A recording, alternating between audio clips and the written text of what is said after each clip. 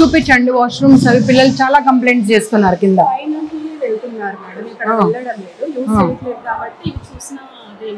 వాళ్ళే చెప్తా ఉన్నారమ్మా ఇవే యూజ్ చేస్తున్నామని చెప్పి. అకాడమిక్స్ అసలు 4 రోజులు హాలిడేస్ ఇవ్వకపోతే ఎట్లా? ఇప్పుడు మీరు వైస్ ప్రిన్సిపల్ కదా, మీరు ప్రిన్సిపల్, సారీ మీరు ప్రిన్సిపల్. ఇప్పుడు ఎగ్జామ్స్ అయిపోయాయి, ఎగ్జామ్స్ అయిపోయిన తర్వాత ఒక 1 వీక్ అన్న వాళ్ళకి హాలిడేస్ ఇవ్వాలా వద్దా?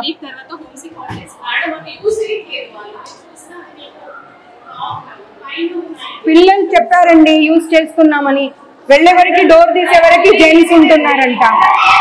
చూడండి పిల్లలు కూడా అరుస్తున్నారు, అందుకే హ్యాపీనెస్ తో నేను వచ్చానని. స్టూడెంటేనా అమ్మా? ఈమె స్టూడెంటే కదా, అసలు యూజే చేయట్లేదు అంటున్నారు. పిల్లలు బయటకు వస్తూనే ఉన్నారు అందులో నుండి.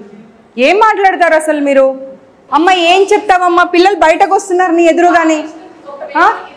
వాచ్మెన్స్ కి వీళ్ళకు సెక్యూరిటీ వాళ్ళకు వీళ్ళకి అందరికి ఒకటే బాత్రూమ్స్ ఇచ్చేసి మీరు యాక్చువల్లీ చెప్తాను వినండి, ఇక్కడ యూజ్ చేయదని మేము ఫ్రీక్వెంట్ గా చెప్తున్నాం. పిల్లలకి కన్వీనియంట్ ఉంది ఇక్కడికి వస్తున్నారు, లేదంటే హాస్టల్ కి వెళ్ళండి అని చెప్తున్నాం. అదేనమ్మా, వాష్రూమ్ వస్తూ ఉంటే పరిగెత్తుకొని ఎక్కడికో వెళ్ళలేరు కదా.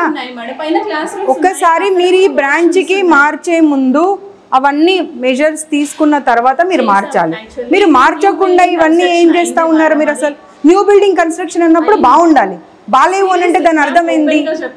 You have no right to say anything. Just keep quiet, just keep quiet.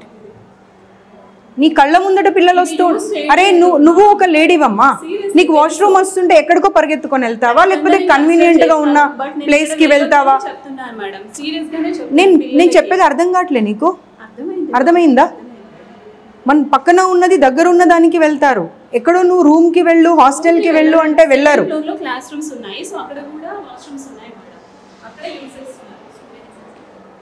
లేదు లేదు, అసలు మీకు డబ్బులు కావాలి మీ ఇన్స్టిట్యూట్ కి, మేనేజ్మెంట్ కి. మీది ఏం లేదు, మీరు ఒక ఎంప్లాయీ. మిమ్మల్ని అంటే ఏమైనా లాభం ఉందా? మీరు just an employee. Me salary మీరు తీసుకుంటారు, మీ జాబ్ మీరు చేస్తారు, అంతే. Okay, keep quiet. మీ పేరేంటమ్మా? నేను ఉండగానే నువ్వు కళ్ళతో బెదిరించి వచ్చావు అంటే అమ్మ నీ ధైర్యాన్ని మెచ్చుకోవాలి. పిల్లలు చెప్పారు నువ్వు బయటకు రాగానే. అంటే నువ్వు వెనకాల ఏం చేస్తున్నావు అనేది ఇంకా మాకు అర్థమవుతుంది. నీకు కొంచెమన్నా భయం ఉండాలి. అవతల కనిపిస్తున్నారు, నేను కళ్ళతో బెదిరిస్తే ఎలా అని. ఏం మాట్లాడకండి ఇలా చెప్పి వచ్చేది నేను చూడలేదు అనుకుంటున్నావా? నువ్వు బయటకు రాగానే చెప్తున్నారు పిల్లలు.